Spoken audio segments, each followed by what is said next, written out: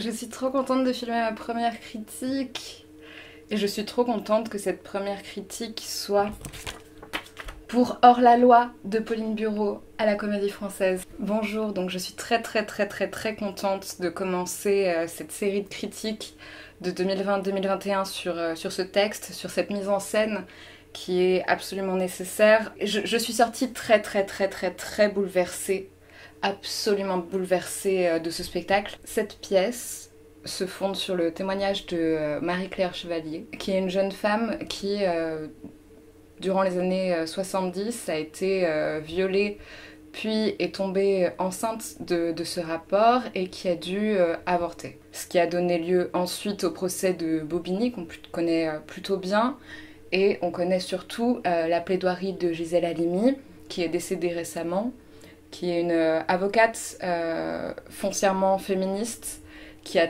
travaillé notamment sur la dépénalisation de l'avortement, mais aussi sur la prise en compte du viol, non pas en tant que délit, mais en tant que crime. Donc c'est important de replacer aussi cette avocate dans ce contexte-là, dans son engagement politique-là. Entre-temps, Gisèle Halimi est décédée il y a quelques mois maintenant. Et Pauline Bureau a refait sa note d'intention en fait pour la Comédie Française et j'ai envie de vous en lire un extrait parce que c'est assez touchant. Elle m'a dit aussi: ne baissez pas la garde, jamais, et soyez radical, on en a besoin dans ce combat si difficile. Puis pour finir, vous avez raison, il faut raconter cette histoire des femmes pour que les générations qui arrivent sachent à quel point ces acquis sont récents, précaires et insuffisants. Et c'est tout l'enjeu en fait de ce spectacle, c'est de nous rappeler que la dépénalisation de l'avortement date seulement de 1975. Donc le témoignage de Marie-Claire Chevalier qui est à la fois joué par Martine Chevalier à partir du moment où elle est âgée, adulte et qu'elle a un recul nécessaire sur ce qui s'est passé, et elle est jouée par Claire de la Rue du Camp dans les moments où ça s'est produit. Donc le viol, l'avortement et le moment où elle est allée en prison. Ou du moins au moment où elle a été arrêtée et son procès. Ce qui est très beau dans cette mise en scène, c'est l'entrecroisement de ces moments de vie d'adulte, de vie maintenant avec le recul, tout ça, où dans le témoignage on a ce genre de phrase: je ne me souviens plus, j'ai des blancs. Donc parler à la fois d'une forme d'amnésie traumatique et surtout de se concentrer sur l'essentiel, de quoi on se souvient à partir d'un élément traumatique. Et ce qui est intéressant, c'est que le mot d'avortement et le mot de viol ne sont pas si explicites que ça, notamment au début. Et le lexique, en fait, le fait de se réapproprier ces mots, c'est l'élément de départ pour sa propre défense et le moment où l'on se considère comme victime. C'est ça qui est intéressant aussi de montrer, pas seulement les faits, tout ça, mais vraiment de montrer le parcours de la victime. C'est ça, moi, fondamentalement, qui m'a touchée. Donc il y a des trigger warnings à mettre, évidemment, sur le viol, sur la violence de la police. Cette espèce de volonté de mettre toujours la faute sur la femme, sous couvert d'une loi. Et c'est tout ce principe-là, en fait, de voir comment la loi peut être considérée comme injuste et injustifiée. Concernant les avortements clandestins, évidemment, on va insister sur la dangerosité en fait de l'acte et sur tout le processus qu'il faut d'abord de trouver une personne qui accepte. Donc on dit des adresses. On n'utilise pas par exemple le terme de faiseuse d'ange, qui est un terme qui est très joli mais qui romantise quand même assez la situation. Et qui surtout, dans le mot ange, on a aussi cette volonté de faire de l'embryon un enfant, une vie à enlever, ce qui n'est pas le cas. Et surtout, ce qui est intéressant dans cette pièce, c'est que tout le passage sur le prix Nobel de médecine, qui va justement expliquer à partir de quand un embryon devient ce qu'on peut considérer comme un enfant, c'est-à-dire à partir du moment où il y a une conscience. Et je trouve ça plutôt intelligent en fait aujourd'hui, parce qu'on entend toujours ça, les anti-avortements sont toujours là, le fait de mettre ça sur la conscience. Donc c'est bien d'avoir laissé ce passage-là en expliquant qu'une personne n'est plus en vie à partir du moment où elle n'a plus de conscience, donc de faire le parallèle entre la mort clinique et l'embryon. Je trouve ça très intelligent et c'est très bien de le rappeler parce que ça permet aussi d'avoir des armes pour contrer les anti-avortements. Par rapport justement à cet avortement, donc la scène de viol est assez explicite, bien qu'elle se ferme dessus. Il y a cette notion d'enfermement qui n'esthétise pas, en fait, ça n'esthétise pas la violence, et c'est ça, merci. Merci Pauline Bureau, vraiment, esthétiser les violences et romantiser la violence, c'est quelque chose qui, aujourd'hui, me dépasse complètement. Et donc là, on va surtout être dans le côté très factuel. Qu'est-ce qu'il faut pour un avortement? Une sonde, de l'eau chaude, du coton et de l'alcool à 90. Et cette scène d'avortement est évidemment assez violente, mais n'en fait pas trop. On voit juste Marie-Claire s'allonger, écarter les jambes dos à nous, et la porte qui se referme. On insiste beaucoup sur le risque et surtout sur la précarité en fait des personnes qui vont faire ces avortements clandestins. C'est très beau en fait ce parallèle entre ces intellectuels, Simone de Beauvoir, Gisèle Halimi, qui ont connu des avortements et qui n'ont pas été sanctionnées pénalement parce qu'elles sont d'un milieu privilégié, parce qu'elles ont une parole, une voix qui est entendue et surtout des soutiens. Et surtout ce qui est intéressant de voir aussi, c'est les rapports hommes-femmes. Les femmes ne sont pas seulement considérées comme des victimes, il y a justement ces féministes qu'on peut considérer comme radicales ou du moins engagées, et les hommes sont donc le violeur joué par Julien Frison qui va balancer en fait Marie-Claire aux flics pour ne pas être sanctionné pour un vol de voiture ou je ne sais quoi. On insiste vraiment sur le fait que les flics passent outre grâce à ça. Donc on voit aussi, et c'est plutôt juste, cette société patriarcale qui s'organise entre hommes pour justement porter toute la responsabilité sur les femmes. On le voit très bien avec le juge et le procureur qui, tous les deux, posent des questions plutôt culpabilisantes envers les complices et l'accusé. Ce sont des questions qui, aujourd'hui, par rapport à l'avortement, nous choquent profondément. Sauf que ce genre de questions qu'on retrouve dans ce procès, c'est également des questions qu'on peut retrouver dans les accusations de viol aujourd'hui, où on va culpabiliser la victime, que ce soit sur sa tenue ou si elle a bu, ce genre de choses. Donc c'est pour ça que c'est important aussi d'aller voir cette pièce en se disant, ok, c'est la peinture d'une époque, c'est une peinture des années 70, mais, comme le dit Gisèle Halimi, c'est récent. C'est important aussi de montrer comment ce procès a pu ensuite être utilisé comme cas pour arriver à cette loi de 1975, cette loi Simone Veil sur la dépénalisation de l'avortement. C'est notamment les tribunes médiatiques, que ce soit la tribune des 343 salopes.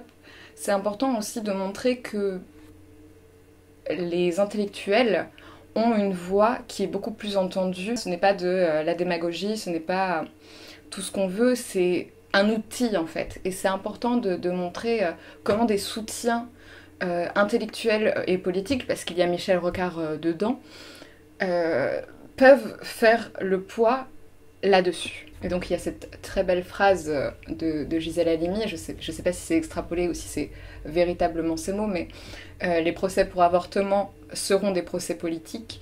Et c'est exactement ça qu'on voit aujourd'hui avec le féminisme. Et surtout, on insiste aussi sur cette figure de Gisèle Halimi qui reçoit des menaces de mort et qui pourtant continue. Qui continue pour ses idées. Et c'est très beau en fait, juste de voir ça, d'avoir ce portrait. C'est extrêmement beau et merci beaucoup à Pauline Bureau d'ajouter en fait de la politique dans la fiction et de faire... c'est une espèce de retranscription, hein, elle explique complètement dans la note d'intention qu'il y a des choses qui sont extrapolées.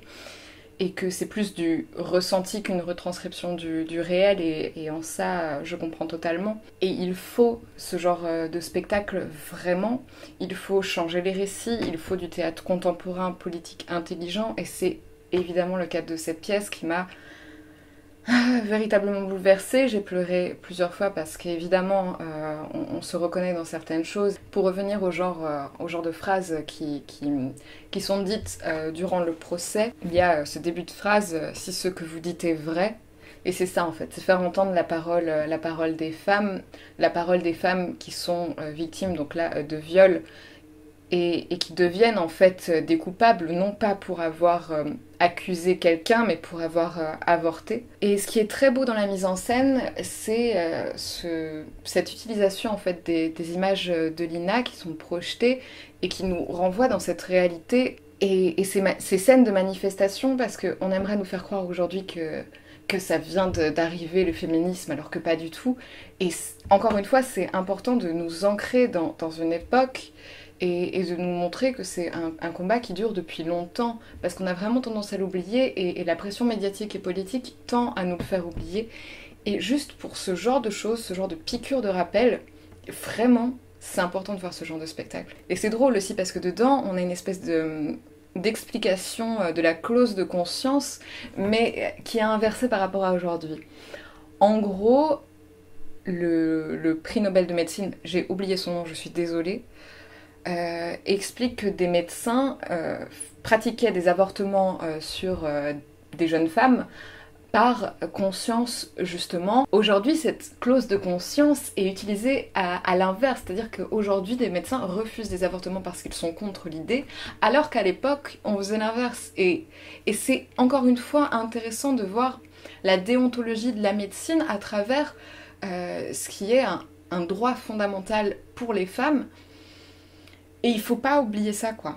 Et surtout, avec cette loi, on voit que la responsabilité de la femme est mise en avant. La femme n'est plus présentée en tant qu'objet, mais bien en tant que sujet conscient de ce qu'elle fait et conscient de sa maternité. Tout le discours de Simone de Beauvoir sur la maternité, sur comment on va conditionner les femmes à vouloir un enfant, que ce soit avec les poupons qu'on leur donne très jeunes, que ce soit avec l'idéal de couple et de mariage.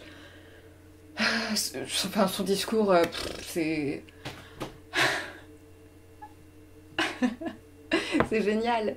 Et donc ce procès n'est pas seulement un procès en but de dépénaliser l'avortement, mais c'est aussi un espèce de manifeste pour la contraception et pour l'éducation sexuelle des jeunes. Et juste de voir à quel point c'est récent. Moi, j'ai 22 ans, et évidemment, ça me semble impensable de me dire que si je tombe enceinte, je ne peux pas avorter, ou d'imaginer que je ne puisse pas avoir de moyens contraceptifs et qu'on ne m'ait rien appris sur l'éducation sexuelle, ça me semble invraisemblable. Et pourtant, ça date d'il y a si peu de temps. Et c'est Simone de Beauvoir, encore une fois, qui insiste sur le fait que les droits des femmes sont, peuvent exploser à n'importe quel moment, et c'est vrai, et on est encore là aujourd'hui. Vous l'aurez compris, ce spectacle m'a absolument conquise. La mise en scène est très intelligente, que ce soit dans le choix des moments de silence pour montrer le temps qui passe, que ce soit dans l'esthétique avec ce côté bleu rose qui justement appelle à la maternité et qui est totalement